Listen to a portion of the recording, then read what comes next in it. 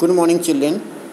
आज class 11th में lesson 3 discovering truth the saga continuous A.R. Williams, जिसमें पिछले क्लास में यानी पिछले वीडियोज़ में हमने पढ़ा था कि जो तूतनखामेन है उसकी जो कब्र है, उसकी जब कब्र को खोदा गया, ओपन किया गया तो बहुत तेज़ तूफ़ान आया था और वहाँ पर उसको सम्मान देने के लिए बहुत सारे लोग इकट्ठा हुए थे। सारी सामग्री खाने पीने की उसके कब्र में रख दिया गया था जब उसकी मृत्यु हुई थी। ये घटना 3300 वर्ष पहले मिस्र देश की है, जहाँ की पिरामिड बने हुए हैं अब भी उस समय की। तो देखें, I had taught you yesterday यानी passage number 4th, but today I will teach you passage number 5th। Listen, please, watch your passage 5th. After months of carefully recording the perhaps funerary treasures, दफन संपत्ति, फ़राहो की दफन संपत्ति को record करने के बाद महीनों बाद, इन्वेस्टिंग हिज 3 नेस्टेड कॉफिन्स, जो 3 नेस्टेड कॉफिन्स थे उनको की जांच करने के बाद, opening the first he found a shroud a don with, यानी एक कफन जो सजा हुआ था, एडॉन मीन श्रृंगार जिसमें था, garland of willow and olive leaves, जो जैतून की पत्तियों और सरकंडे की पत्तियों से जिसमें माला बना हुआ था, wild celery, lotus petals and cornflowers, the faded evidence of a burial in March or April. और ऐसा अनुभव किया जा रहा था कि जब उसकी मृत्यु हुई थी तो लगभग मार्च या अप्रैल का महीना रहा होगा, क्योंकि उस समय की जो ये पत्तियां हैं, फूल हैं, ये केवल मार्च और अप्रैल महीने में ही खिलते हैं। When he finally reach the mummy, जब वे मम्मी के पास पहुँचे, जैसे कि अभी हमने बताया होगा कि मम्मी मीन्स होता है डेड बॉडी। दो यद्यपि ही रैन into trouble, the ritual regents had ordained commenting truth to the bottom of his solid gold, जो उस कब्र के जो निचली सतह पर हुआ उसमें सोना लगा हुआ था, उसकी जो चद्दर थी वो सोने की थी, कॉफिन।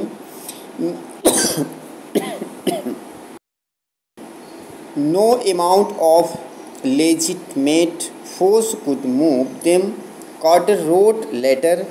कार्टर ने बाद में लिखा था what was to be done, कि उसमें उसको क्या किया जाए, ये कार्टर ने अपने शब्दों में बाद में लिखा था। पैसेज नंबर 6 देखें। The sun can beat down like a hammer this for south in Egypt and Carter try to use it to loosen the regins for several hours. He set the mummy outside in blazing sunshine that heated it to 149 degrees Fahrenheit. Nothing buzzed, he reported with the scientific detachment that the consolidated material had to be chiseled away from beneath the limbs and trunk before it was possible to raise the king's remains. और उसमें mummy को बाहर झुलसती हुई धूप में रखा गया, जिसने उसे 149 डिग्री के फ़ारेनहाइट तक उसे गर्म किया गया और कुछ नहीं हिला। बाद में उसने वैज्ञानिक निर्लभ भाव के साथ लिखा कि राजा के अवशेष को उठाने से पहले पदार्थ यानी एलिमेंट को उसके अंगों तथा धड़ के नीचे से छेनी से काटना पड़ा, यानी जो उसमें गोल्ड लगे थे, गोल्ड लगा हुआ था, उसे छेनी से काटकर बाहर किया गया। 7th Passage number 7. In his defense, Carter really had little choice if he hadn't cut the mummy free. अगर वह मम्मी को अलग हटाने के लिए उसे काटता नहीं, Thebes most certainly would have circumvented the gods and ripped it apart to remove the gold. तो चोर उसके गोल्ड को चुरा ले जाते, सोने को चुरा ले जाते. In Tut's time the royals were fabulously wealthy and they thought or hoped they could take their riches with them.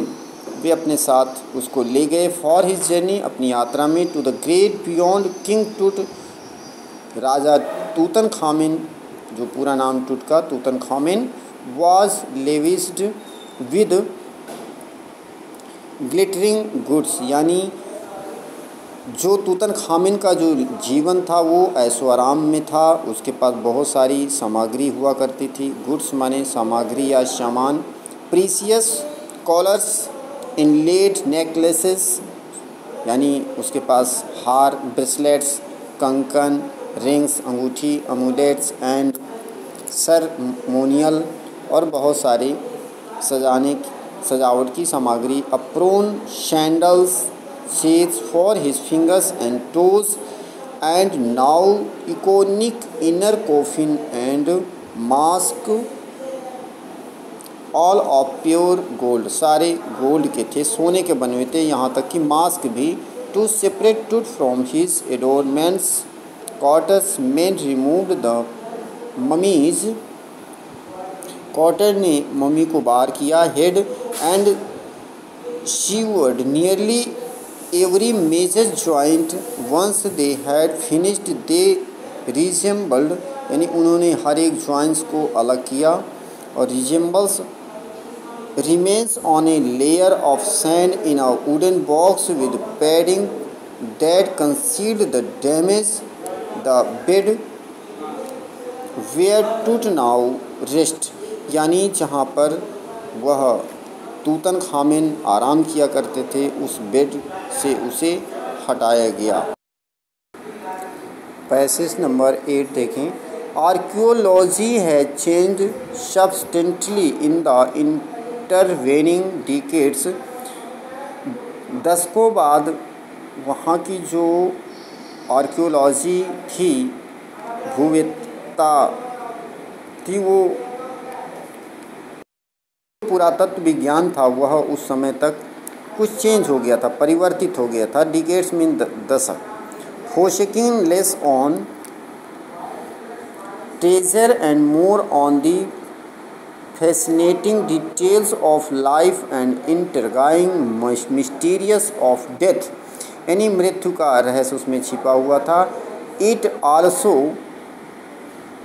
Also uses more sophisticated tools including medical technology. In 1968, more than 40 years after Carter's discovery, an anatomy professor x-rayed the mummy and revealed a startling fact.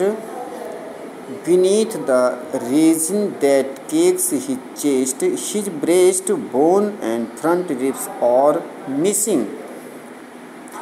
और जिसमें कि ध्यान दौलत से हटकर जीवन के रोचक विवरण तथा मृत्यु जिज्ञासापूर्ण रहस्य बातों पर केंद्रित हो गया था. और ये अधिक जटिल औजारों का, जो कि चिकित्सीय तकनीकी भी जिसमें शामिल है. कार्टर की खोज से लगभग 40 वर्ष बाद 1968 में एक शरीर रचना विज्ञान के प्रोफेसर ने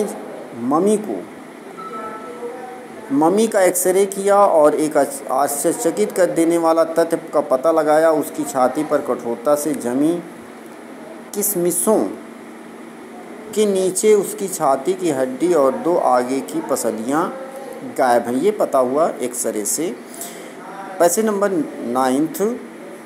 today diagnostic imaging can be done with computed tomography or CT, by which hundreds of X-rays in cross sections are put together like slices of bread to create a three-dimensional virtual body. What more would a CT scan reveal of tooth than the X-ray?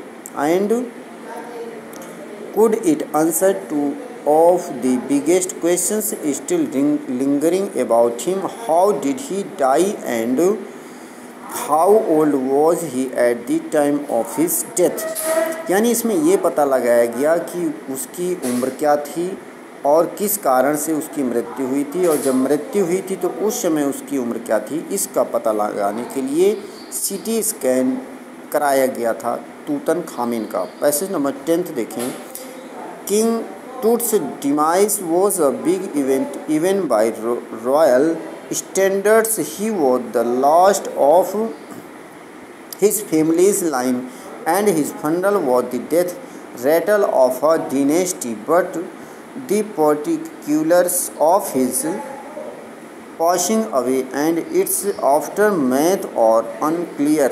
यानी राजसी परिणाम के द्वारा राजा टूट की मृत्यु एक बड़ी घटना थी और वह अपने परिवार का अंतिम सबसे शक्तिशाली राजा था और उसकी मृत्यु राज परिवार की मृत्यु थी, इसलिए उसकी मृत्यु कैसे हुई और उसका क्या परिणाम निकला, इस बात को स्पष्ट जानकारी नहीं है। पैसेज नंबर 11 देखें। एमनटेप होप्टेप third Tut's father or grandfather was a powerful pharaoh who ruled for almost 4 decades। यानी जो टूट के पिता अथवा दादा शक्तिशाली जो फेरो थे, उन्होंने 18वें राजवंश के सुनहरे युग की चरम सीमा पर लगभग 4 दशक तक शासन किया था। लगभग कितने 4 decades तक उसने शासन किया था। His son Amenhotep fourth succeeded him and initiated one of the strongest periods in the history of ancient Egypt। यानी जो कि इतिहास के प्राचीन मिस्र के इतिहास के समय में वो सबसे शक्तिशाली शासक हुआ करते थे। The new pharaoh promoted the worship of the Aten, the sun disk, changed his name to Akhetan or servant of the Aten, and moved the religious capital from the old city of Thebes to the new city of Akhetan, known now as Amarna। He further shocked the country by attacking Amun, a major god, smashing his images and closing his temples. It must have been horrific time, said Roy Johnson, director of the University of Chicago Research Center in Luxor, the site of ancient Thebes. The family that had ruled for centuries was coming to an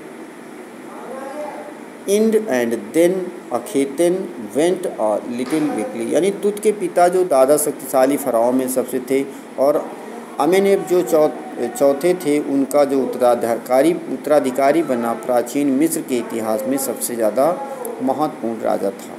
और प्राचीन शहर जो थेबस के स्थान पर लक्सर में स्थित university of Chicago के निदेशक रे जॉनसन कहते हैं कि जिस परिवार ने शताब्दियों तक शासन किया था वह अब समाप्त हो गया है और थोड़ा सन की सा बन गया है। अकहिंटन जो है थोड़ा सन की सा बन गया है। And today is enough for you, that is enough for you today. Thank you, have a nice day.